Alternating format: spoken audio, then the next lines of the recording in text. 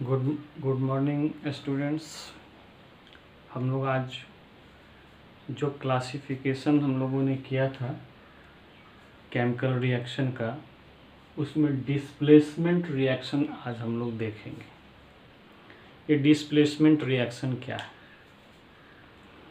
होता क्या है कि हम अपने समाज में भी ये बात देखते हैं, स्कूल में, समाज में, जो एनवायरनमेंट है वहाँ पे देखते हैं क्या कि कहीं कहीं पर क्या होता है कि जो कुछ ताकतवर लोग जो होते हैं ना, वो कमज़ोर लोगों को सप्रेस्ड करते हैं, उनके अधिकारों को उनको नहीं देते, वहाँ पर अपना वर्चस्व बनाते हैं। तो होता क्या है कि हम लोग तो चूँकि लिविंग हैं, तो हम लोग उस चीज़ को देखते हैं तो फील करते हैं। अगर मान लीजिए हम कमज़ोर हैं, हमको कोई ताकतवर इंसान जो है सो अगर ऑपरेट करता है तो हम लोगों को परेशानी होती है। तो ऐसा ये नहीं है कि लिविंग्स में ही होता है। होता क्या है कि लिविंग्स में बहुत पहले से चला आ रहा है। हिस्ट्री इस बात का गवाह है कि हम लोग जो है ना, देखें कि जो ताकतवर राजा हैं वो कमज़ोर राजा को डिफीट करके उसका जो साम्राज्य है उसको अपने में मिला लेते थे। आज हम लोग देखेंगे कि नॉन लिविंग में भी जो ताकतवर हैं वो कैसे कमज़ोर को डिस्प्लेस करते हैं, यही इसमें पढ़ना है। Displacement reaction. ये डिस्प्लेसमेंट रिएक्शन दो तरह के होते हैं। एक होता है क्या कि एक एलिमेंट या एक मेटल दूसरे मेटल को उसके कंपाउंड से डिस्प्लेस करके और उसका जगह लेते हैं। दूसरा क्या होता है, उसको सिंगल डिस्प्लेसमेंट रिएक्शन भी आप कह सकते हैं। दूसरा क्या होता है, डबल डिस्प्लेसमेंट रिएक्शन, या फिर आप बारी बारी से अलग अलग भी कर सकते हैं। इसको डिस्प्लेसमेंट रिएक्शन कहेंगे, उसको डबल डिस्प्लेसमेंट रिएक्शन, अगर सिंगल डिस्प्लेसमेंट रिएक्शन नहीं बोलना है तो। दूसरा क्या होता है कि दूसरे में क्या होता है, दोनों कंपाउंड के जो मेटल्स हैं वो एक दूसरे का स्थान एडॉप्ट करते हैं, एक दूसरे के प्लेस को एडॉप्ट करते हैं और एक नए प्रकार के कंपाउंड फॉर्म करते हैं। बस इसी दो डिस्प्लेसमेंट रिएक्शन को आज हम लोग देखेंगे। यहाँ पर हम लोग डिस्प्लेसमेंट रिएक्शन लिखे हैं, इसको सिंगल डिस्प्लेसमेंट रिएक्शन ही माना जाए। इसको हम लोग लिखेंगे, ये टाइप्स ऑफ रिएक्शन है, उसी तरह से लिखेंगे जैसे पहले लिखे थे। Types of reaction, mode of reaction भी लिख सकते हैं। Types of reaction in which one element या एन एलिमेंट कर दीजिए, एन एलिमेंट। एलिमेंट के जगह आप मेटल भी लिख सकते हैं, लेकिन एलिमेंट लिखने से सारे एलिमेंट आ जाएंगे, मेटल नॉन मेटल सारे आएंगे, इसलिए उसको थोड़ा सा बड़ा जो है ना इंडिकेशन रहने दीजिए। Types of reaction in which an element replaces other element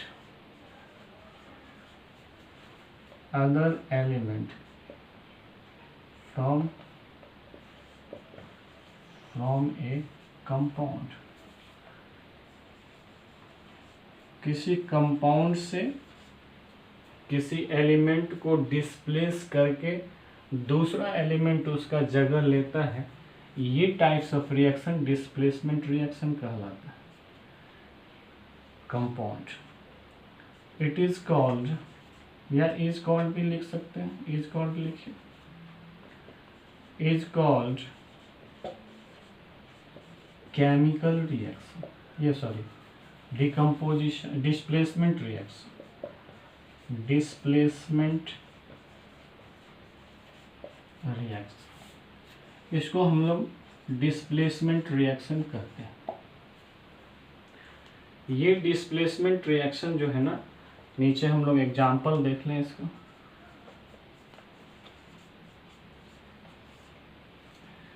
types of reaction in which an element or metal replaces other element from a compound is called displacement reaction. अब देखिए यहाँ पर हम एक कंपाउंड लेते हैं CuSO4, इसको Zn से रिएक्ट कराएंगे तो बनाएगा ZnSO4 और Cu डिस्प्लेस हो जाता है। दूसरा, फिर CuSO4 को ही अगर लेते हैं और मान लीजिए Fe से रिएक्ट कराते हैं तो ये बनाएगा FeSO4 प्लस C। अब सवाल यहाँ पर ये उठता है कि क्या ये CuSO4 को ये डिस्प्लेस कर दिया है, क्या ZnSO4 को रिएक्ट कराएं, यानी ये ZnSO4 अगर ये CuSO4 से रिएक्ट कराएंगे तो क्या ये Cu Zn को रिप्लेस कर सकेगा? इससे पहले हम लोगों ने बात किया है कि ताकतवर आदमी कमज़ोर आदमी को ऑपरेस कर सकता है, कमज़ोर आदमी ताकतवर आदमी को ऑपरेस नहीं कर सकता है। यानी ये इसको डिस्प्लेस करना चाहेगा तो डिस्प्लेस नहीं कर सकेगा, क्योंकि ये Zn जो है ना इससे ज़्यादा रिएक्टिविटी सीरीज में ऊपर है, इससे ज़्यादा ताकतवर है, इसलिए इसको डिस्प्लेस करना इसके लिए संभव नहीं है। इसलिए ऐसा अगर दिया जाएगा रिएक्टेंट्स तो आप इक्वल टू करके लिखेंगे नो रिएक्शन। अब सवाल ये उठता है कि कैसे हम लोग समझेंगे कि कौन किसको डिस्प्लेस करेगा। इसके लिए मेटल्स का एक रिएक्टिविटी सीरीज आता है, उस रिएक्टिविटी सीरीज को हम लोग अगर याद रखेंगे तो हम लोग को ये डिस्प्लेसमेंट रिएक्शन आसानी से हमको याद आ जाएगा। एक और बात आपको बता दूं, एक और क्वेश्चन यहाँ पर पूछता है, दो अलग अलग जो है ना आपको रिएक्शन लिख के देगा और पूछेगा, या 2 3 4 जितने भी हैं वो उसमें पूछेगा कौन सा रिएक्शन किससे रिलेटेड है। ये क्वेश्चन पर भी हम लोग आएंगे। इससे पहले आप इसको नोट कर लें। जब सारा हो जाएगा तो हम लोग रिकॉग्निशन का एक जो है सो तरीका जानेंगे कि how could we know that the reaction is addition, the reaction is substitution और डिकम्पोजिशन, और the reaction is displacement and reaction is double displacement. हम लोग देख के भी इसको कैसे लिख सकते हैं इसके बारे में हम लोग बात करेंगे। तब तक इसको नोट कर लीजिए। अब स्टूडेंट्स हम लोग जो है ना अब ये देखेंगे क्या कि रिएक्टिविटी सीरीज, चूँकि हम लोग जान गए कि रिएक्टिविटी सीरीज जो है ना बहुत इम्पॉर्टेंट है। ये जब तक हमको पता नहीं रहेगा तब तक हम लोग जो है ना ये डिस्प्लेसमेंट रिएक्शन को कैरी नहीं कर सकते हैं। इसलिए हम लोग को जो है ना रिएक्टिविटी सीरीज याद करना बहुत ज़रूरी है। और मैंने कहा था कि याद करने का कोई ऐसा टेक्निक आपको मिलेगा जिससे आपको आसान होगी याद करने। जैसे इस रिएक्टिविटी सीरीज को याद करने के लिए हम लोग क्या करेंगे, एक स्लोगन याद करेंगे। एक स्लोगन को दिमाग में रखें। स्लोगन क्या है? Please send lions, cats, monkey and zebras into Netherland, Tibet, lovely hot country, must signed general penguin. ये जो है ना आपको एक स्लोगन याद रखना है। इस स्लोगन के हिसाब से आपको आपका जो है ना इसमें नाम माने आसानी से आप इसको सीरीज बना सकते हैं नाम का। तो हम लोग इसको देखेंगे कैसे यहाँ पर इस स्लोगन को लिखेंगे और फिर कैसे रिएक्टिविटी सीरीज सेट होगा उसको दिखाएंगे। ठीक है, आइए स्टूडेंट्स हम लोग लिखें, वही स्लोगन लिखना शुरू करते हैं। Please send, please send Lions, छोटा छोटा लिख रहे हैं, पास पास लिख, लायंस हो गया, cats, monkeys. Please send lion, cats, monkeys and zebras. And कर लीजिए zebras. Please send lion, cats, monkeys and zebras into Netherlands,